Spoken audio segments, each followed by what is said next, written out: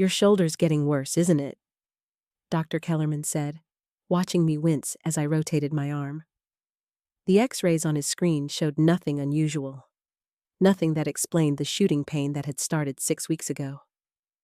I nodded, frustrated. I'd been coming to massage therapy for 15 years. Never had a problem. Now I could barely lift my right arm above shoulder height. "How many sessions with Marcus's therapist?" he asked, making notes. I told him, twice a week for 6 weeks. 12 sessions total. His pen stopped moving. He looked at me directly. "Sajana, I need to ask you something. Has anything unusual happened during these sessions? Any moment where the pain got worse instead of better?" The question hung there. I'd been ignoring the obvious answer for weeks. That same afternoon, I sat in my car outside the massage clinic where I'd been going faithfully every Tuesday and Friday for the past 6 weeks. The building was a converted Victorian house painted soft gray, with window boxes full of white petunias. Peaceful, trustworthy, the kind of place where you're supposed to feel safe. I'd found the clinic through my son, Marcus. He'd been working in physical therapy for 8 years and had recommended it enthusiastically. "Best therapist in the city," he'd told me. "Harlow is incredible. I trust him completely." Marcus had even arranged my first appointment, paid for the initial consultation as a birthday gift. How thoughtful, how generous, how calculated. The realization was hitting me in waves. Each wave brought a new memory. Each memory brought a new question. I started the car and drove home, my right shoulder throbbing with every turn of the steering wheel. By the time I pulled into my driveway, I'd already made a decision. I wasn't going back to that clinic, but I also wasn't going to let this go. My hands found the steering wheel again, and I sat there in the driveway of my empty house. My husband, Gerald, had passed away 4 years ago. I had no children living with me. Marcus lived 40 minutes away with his wife, Tessa. It was just me, my house, and now this growing certainty that something terrible had been happening in that massage clinic every Tuesday and Friday for 6 weeks. I went inside and poured myself a glass of water. My shoulder was screaming. I took ibuprofen and sat at my kitchen table with my laptop.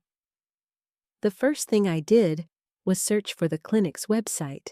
Clean design, testimonials, before and after photos of clients looking relieved and happy.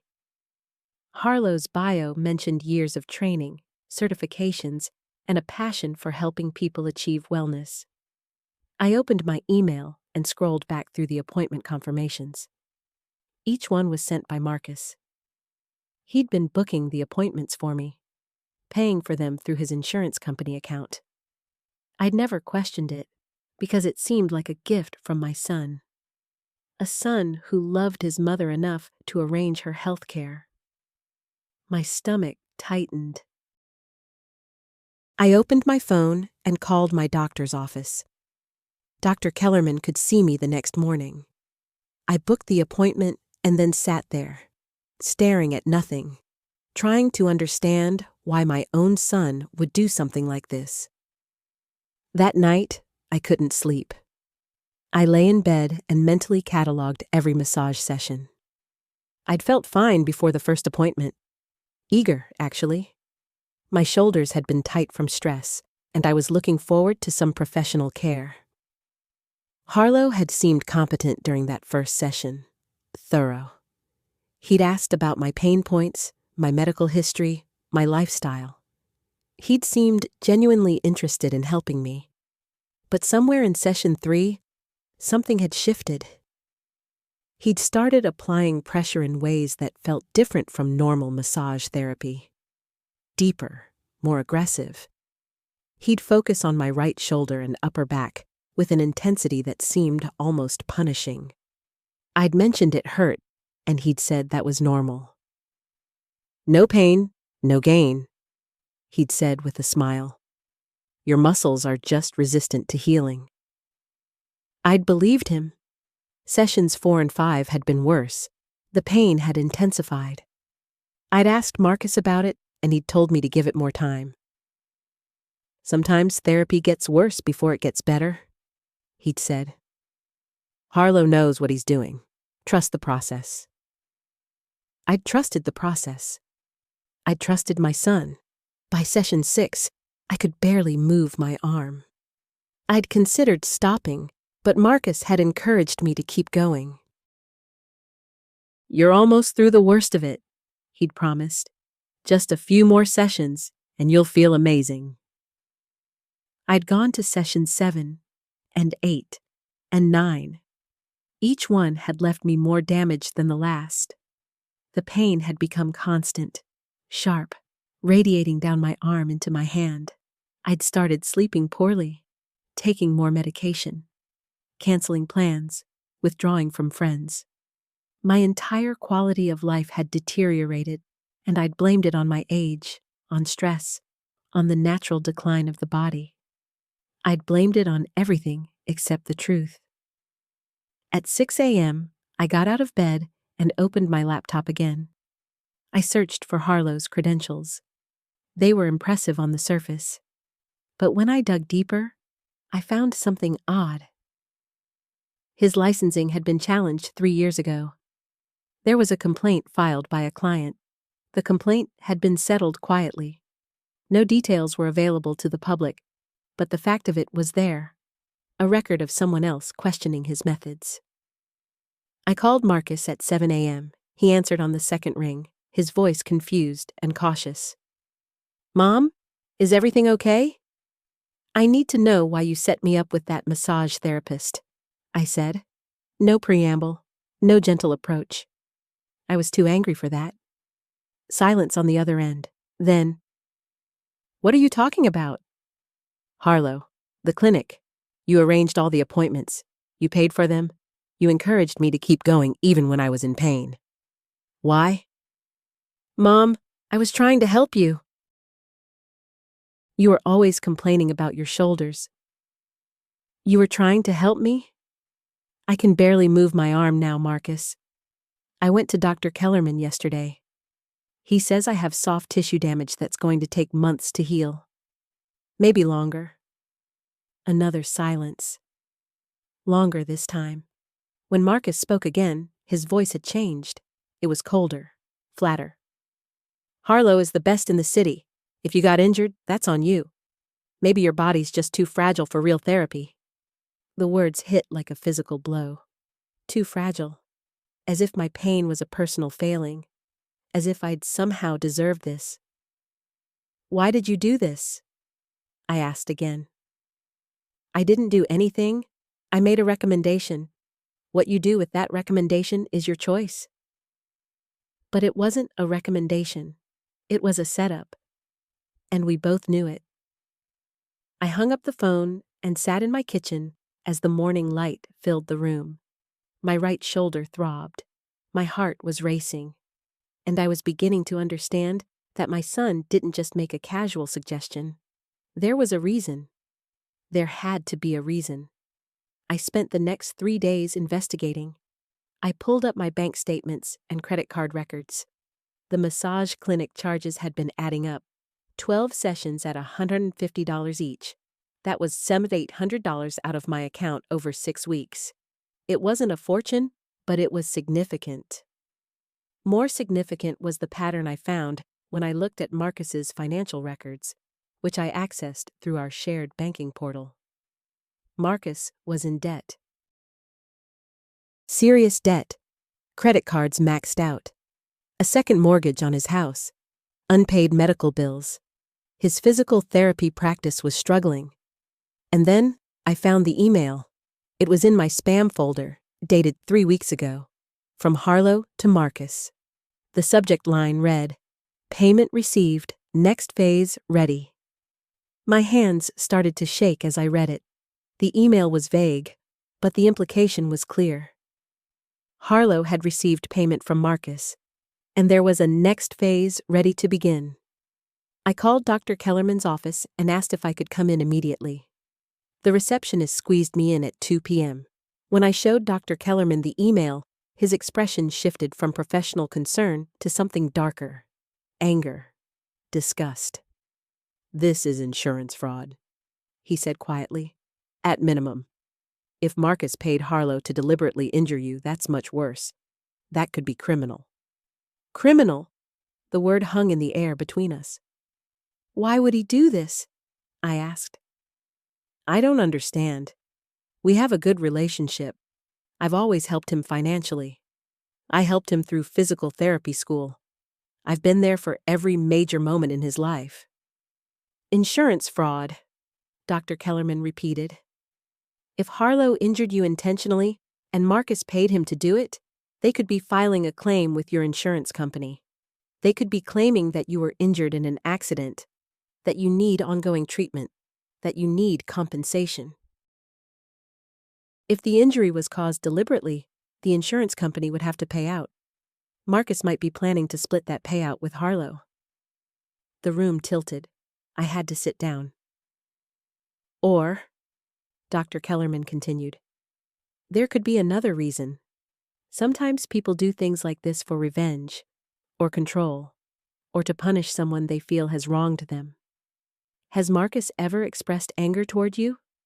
Any resentment?" I thought about it.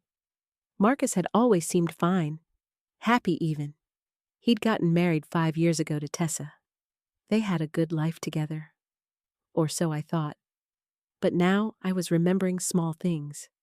Comments Tessa had made. Ways she'd looked at me when she thought I wasn't paying attention. The way she'd encouraged Marcus to distance himself from me slightly over the past couple of years. "I need to talk to a lawyer," I said. "I think you do," Dr. Kellerman agreed. "And you should file a police report. This is serious, Sajana."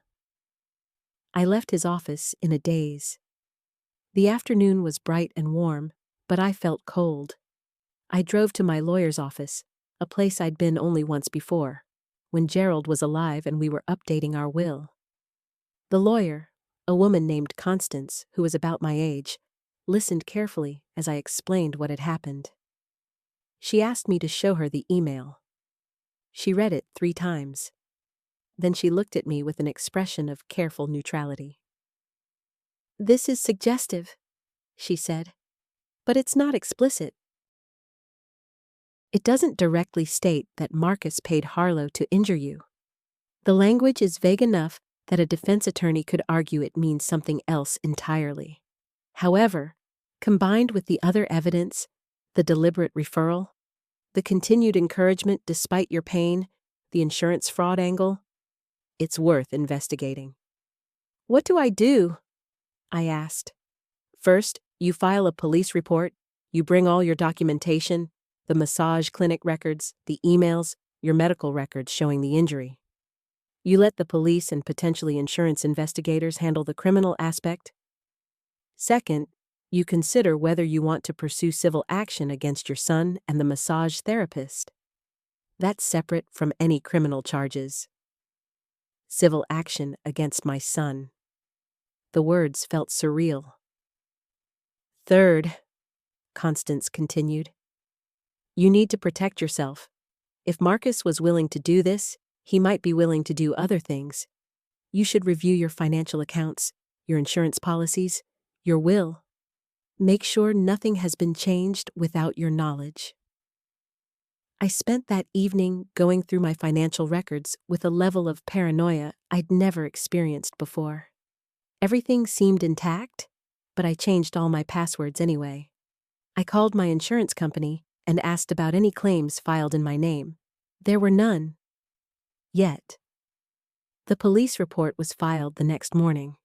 The officer who took my statement was professional but skeptical. "These things can be complicated," he said. "Proving intent is difficult, but we'll investigate." I gave him copies of everything: the emails, the medical records, the massage clinic records, the financial statements.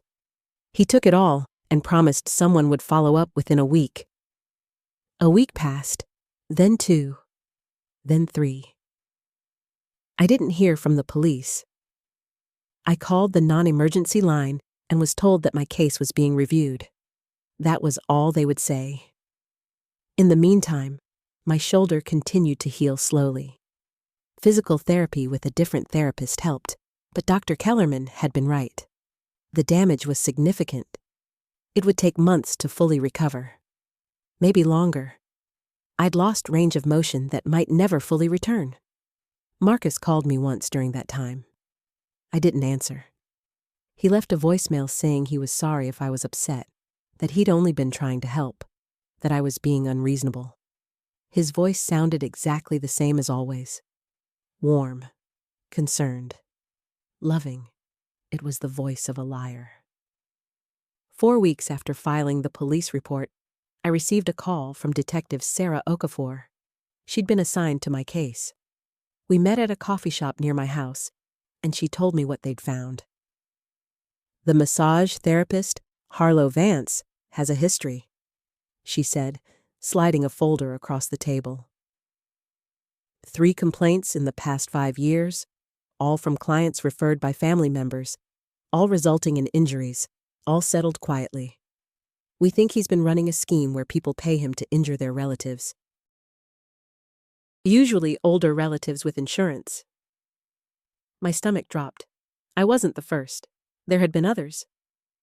Your son's financial records show a payment to Harlow of $3,000 2 days before your first appointment, Detective Okafor continued.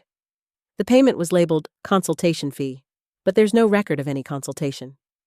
We've also found communications between Marcus and Harlow discussing a timeline and a target injury level. The language is coded, but it's pretty clear what was happening. So you're charging him? I asked.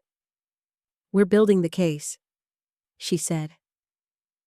But I want to be honest with you. Prosecution can be difficult in situations like this. The language is vague enough that a good defense attorney will argue it could mean something innocent. The injury could be argued as an accident or a result of your own physical condition. Insurance fraud is easier to prove than the deliberate injury angle. We're consulting with the district attorney about the best way to proceed. What about Harlow? Harlow's being charged with assault and fraud. He's already lawyered up, but we have enough evidence to move forward. Your case is the strongest one we have against him, because you have the email communication with Marcus and the clear referral pattern. I left that meeting feeling like I was in a dream. My own son, my own flesh and blood, had deliberately arranged for me to be hurt, for profit. The next 2 months were a blur of legal proceedings. Detective Okafor kept me updated as the investigation progressed. Harlow was indicted on 3 counts of assault and fraud. Marcus was indicted on conspiracy charges and insurance fraud. The district attorney was pursuing both criminal and civil remedies. My lawyer, Constance, filed a civil suit against Marcus and Harlow for damages, medical expenses, pain and suffering, emotional distress.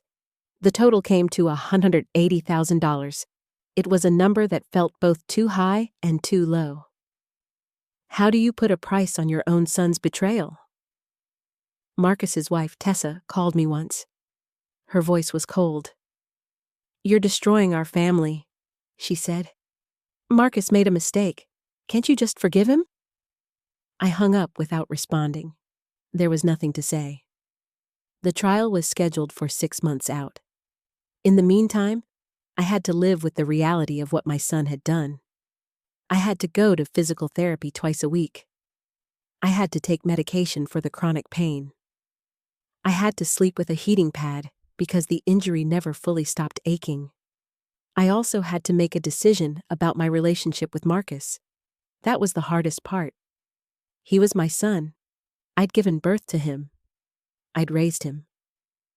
I'd loved him unconditionally for 42 years, and he'd tried to hurt me for money. 3 months before the trial, Marcus reached out through his lawyer. He wanted to meet. He wanted to talk. He wanted to try to work things out before it went to trial. I agreed to meet him against Constance's advice. She warned me that anything I said could be used against me, that I should be careful, that I should have her present. But I needed to hear it from him. I needed to understand why. We met at a neutral location, a park near my house. Marcus looked different, older, tired. There were lines around his eyes that I didn't remember. His hands moved constantly, fidgeting with his watch, his phone, his jacket. "Mom," he said when I sat down on the bench next to him. Just that one word, and his voice broke. I didn't respond. I waited. "I didn't think it would hurt you this much," he said finally. "Harlow said it would be a minor injury, something that would heal quickly, something that would look like an accident. I just needed the insurance money. Tessa and I were drowning. The practice wasn't making money. We were about to lose the house. I was desperate." "So you had your therapist injure your mother?" I said flatly. "That was your solution." "I thought it would be minor," he repeated. "I thought you'd get the insurance payout, and it would help both of us. I didn't realize." "You didn't think about me at all," I said. "You thought about yourself. You thought about what you needed, and you were willing to hurt me to get it. I know that now. I'm sorry. I'm so sorry, Mom. But sorry didn't fix my shoulder. Sorry didn't give me back the months of pain. Sorry didn't undo the betrayal."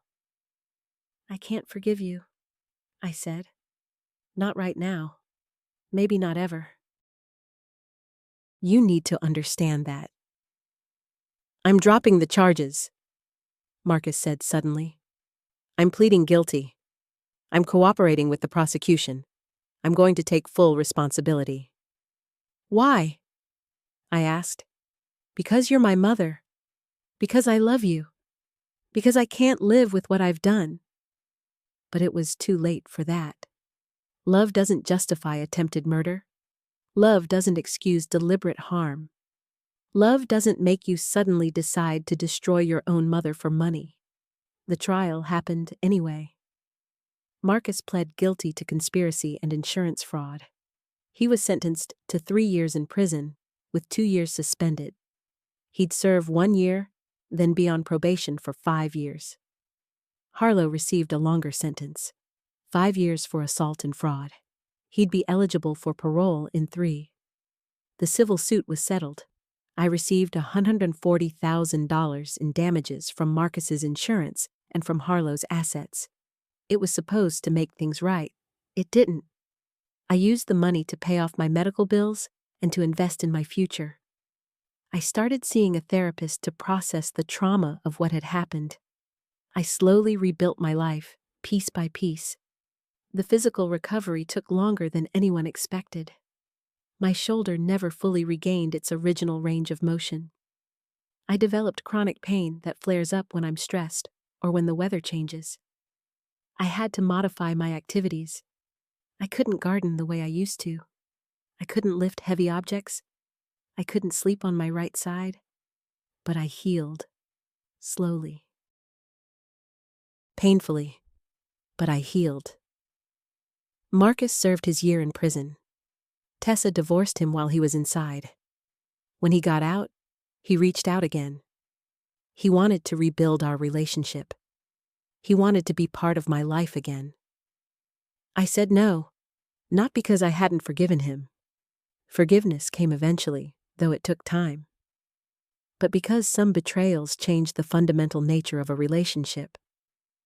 You can't unknow what you know. You can't unsee what you've seen. You can't go back to trusting someone who deliberately hurt you. I did allow him limited contact. We had coffee once every few months. We were polite. We were civil. But we were no longer mother and son in the way we had been.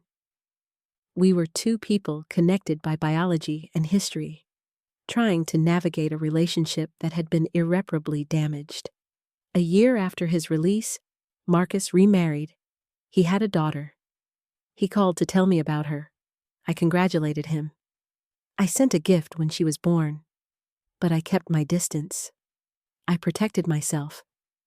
And that was the hardest lesson of all. That sometimes the people who hurt you most are the people you love most. that family doesn't automatically mean safety. That blood doesn't guarantee loyalty. Today, 5 years after that first massage appointment, I'm 62 years old. My shoulder still aches when it rains. I still see my physical therapist once a month. I still take medication for the chronic pain. But I'm okay. I'm more than okay. I'm strong. I'm careful. I'm cautious about who I trust. And I'm at peace with the fact that my son is not part of my inner circle anymore. We exist in each other's lives, but at a distance.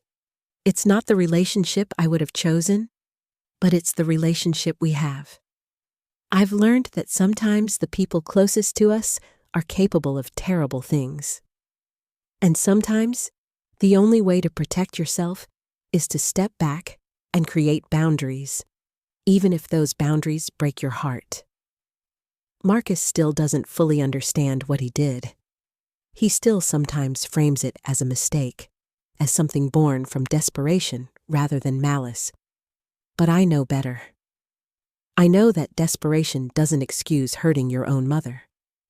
I know that financial pressure doesn't justify deliberate harm.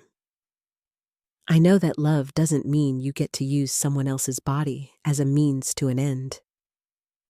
If you're in a situation where someone is trying to manipulate or hurt you, especially someone you love, please reach out. Talk to someone. Get help. Don't do what I did and ignore the warning signs. Don't minimize the pain. Don't make excuses for the people who are hurting you. Your safety matters more than family loyalty. Your health matters more than keeping the peace.